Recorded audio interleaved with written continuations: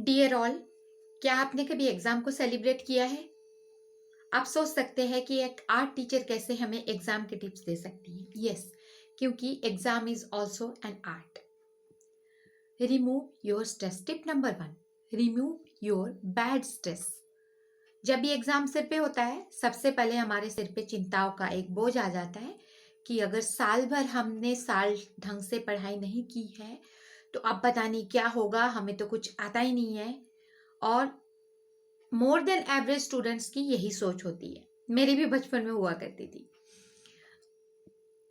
तो सबसे पहले आपको ये बैड स्ट्रेस छोड़ देना है, क्योंकि जो भी किया है आपने, अब हमारे पास अगर 10-15 दिन में एग्जाम है तो हम बहुत बड़ा पहाड़ तो कोई तोड़ नहीं सकते। वो नेक्स्ट ईयर के लिए हम ये बैड स्ट्रेस को रख देते हैं, और अभी जो हमें करना है वो है गुड स्ट्रेस को लेकर के आना है। Tip number 2, divide your subjects. आपको अपने सब्जेक्ट्स को डिवाइड कर लेना है, और किस सब्जेक्ट्स में आपको कितना टाइम देना चाहिए ये आपको अपने टाइम टेबल के अकॉर्डिंग डिसाइड कर लेना है। टिप नंबर 3, आपको अपने जाने हुए लेसन्स और सब्जेक्ट्स की तैयारी पहले करनी है। यस, क्योंकि अब आपके पास में एग्जाम सिर पे है, तो ठीक कंडीशन ऐसा ही है जैसे अगर हमारा पूरा घर मैसी है, फैला हुआ है, और हमारे घर में अचानक कोई मेहमान आ रहा है, तो सबसे पहले हम क्या करते हैं, अपने ड्राइंग रूम को सेट करते हैं। उसके बाद हम वॉशरूम्स वगैरह क्लीन करते हैं। उसके बाद अगर टाइम होता है तब हम बाकी पार्ट्स के अरेंजमेंट को में ध्यान देते हैं। ठीक उसी तरह से एग्जाम्स अगर सर पे है तो सबसे पहले आपको जिस सब्जेक्ट्स में आप अच्छा कर सकते हो, सॉरी, जिस टॉपिक्स में, सब्जेक्ट तो आपको सारे लेके ही चलना है, जिस टॉपिक्स में आप अच्छा कर सकते हो, जिस चैप्टर में आप अच्छे मार्क्स ला सकते हो, उनको आपको पहले तैयारी कर लेना है, ताकि आपका मिनिमम मार्क्स सिक्योर हो जाए कि हम जो है आउट ऑफ 100 हमारा 50% हमने कर लिया है, इतना हम कर सकते हैं। होता क्या है कि जब हमारा स्ट्रेस ज़्यादा हो जाता है तो हम सारे सब्जेक्ट जो नहीं आता है, जो चैप्टर हमने पढ़े नहीं है, उसको भी आधे अधूरे जल्दीबाजी में पढ़ लेते हैं, और कुछ ढंग से समझ में भी नहीं आता है, क्योंकि डीपली स्टडी किए बिना हमें अच्छी तरह समझ में तो आएगा नहीं। और हम जो है एग्जाम्स जब कल है तब पता चला कि ना हमने रिवीजन किया, ना हमें कोई सब्जेक्ट ठीक से, कोई चैप्टर्स ठीक से नहीं आ रहा है। तो इन दैट केस आपको पहले जो सब्जेक्ट्स आप, जो चैप्टर्स आपको अच्छी तरह से आता है, या फिर आप उसको थोड़ा सा टाइम देके अच्छा मार्क्स ला सकते हो, उनकी तैयारी कर लीजिए। उसके बाद जब आपका मार्क्स सिक्योर हो जाए तब आप दूसरे चैप्टर्स को भी सोचिए कि उनमें से कौन सा आपके लिए इजी है और किस में मार्क्स ज़्यादा है। देखिए, वैसे तो अगर आप स्टूडेंट है और स्टडी कर रहे हैं तो सारे चैप्टर्स, सारे सब्जेक्ट आपके लिए इम्पोर्टेंट है, वो आपको करना चाहिए। लेकिन ये हम तब सोचेंगे जब हमारे पास में पूरा साल हो।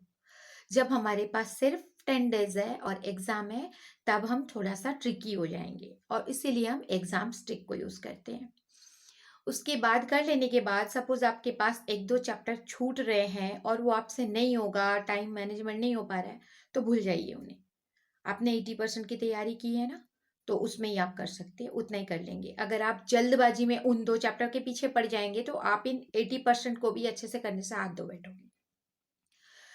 तो इस तरह से आपने 80% की अराउंड तैयारी कर ली, और आप एग्जाम सीट पे बैठ गए हैं। अब जब आप एग्जाम पेपर आपके पास है, तब भी आपको थोड़े से ट्रिकी होने की जरूरत है। सपोज आपके पास 10 क्वेश्चंस आ रहे हैं, 10 में आपको सबसे पहले टाइम डिवाइड कर लेना है। अगर आपके पास 3 आवर्स है तो आपको 30 जितना भी एक एक पे आपको जितना टाइम हो सकता है, अराउंड 12 मिनट हो जाएगा शायद, तो उसके हिसाब से आपको डिवाइड करना है। वो भी आपको रिविजन और बाकी चीज़ों के लिए चाहिए, तो 10 मिनट्स का एक आप कर सकते हैं सोच के आप चलिए। उसके बाद बचे हुए टाइम को आप सबसे पहले देखिए कि जो 10 क्वेश्चंस में से आपको उनमें से सबसे अच्छा कौन आता है और किसके मार्क्स ज़्यादा है, आप उसको पहले अटेम्प्ट कीजिए। पहले उसको लिखिए, आराम से लिखिए, रिलैक्स होके, 10 मिनट 15 मिनट लगा के।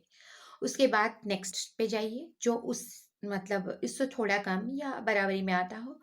मान लीजिए आपने 3 लिखने के बाद आपको ऐसा लग रहा है कि बिल्कुल ही नहीं आ रहा है बाकी, तो भी सबसे पहली बात है, आप घबराइए मत, क्योंकि आपके पास में टाइम है और आप या तो छोड़ के जा सकते हो या तो कर सकते हो। तो आप कोशिश करके छोड़िए, क्यों खाली छोड़ देंगे। तो ऐसा कीजिए। उसके बाद में आपने स्टडी तो किया हुआ है। ऐसा कोई नहीं होता कि पूरा साल स्टडी ना किया हुआ हो सकता है कि अच्छे से रिवीजन ना किया हो आपने। उस समय आप बिल्कुल अगर कंसंट्रेट करके खुद को सोचेंगे, तो कुछ ना कुछ टिप्स आपको आ जाएगा। उनमें से कुछ ना कुछ पॉइंट्स आपको याद आ रहे होंगे, जो भी क्वेश्चंस है। फिर आप रिलैक्स होके अब आप अपना स्किल यूज कीजिए। कुछ चीजें होता है कि हम अपनी तरफ से भी ऐड करके लिख सकते हैं। तो अगर ऐसा कुछ है, तो आप उस स्किल को तभी काम में लाइए और आप अपने आंसर्स को देना स्टार्ट कीजिए। मैं यही तरह से इस तरह से काफ़ी करती थी और काफ़ी अच्छे मार्क्स आ जाते थे मेरे अराउंड। अगर मैंने अच्छे से तैयारी नहीं भी की होती थी किसी सब्जेक्ट की, तो अराउंड 60-70% मार्क्स आ जाते थे।